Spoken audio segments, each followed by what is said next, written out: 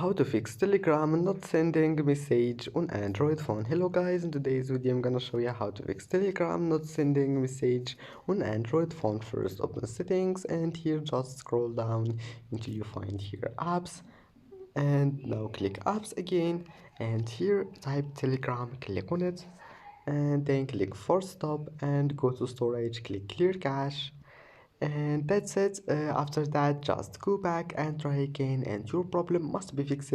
But if that doesn't fix your problem, just go to Play Store and check if there is any update here and then just update your Telegram, and that's it. Then just restart your phone and try again, and I hope that can fix your problem. And that's it for today's video.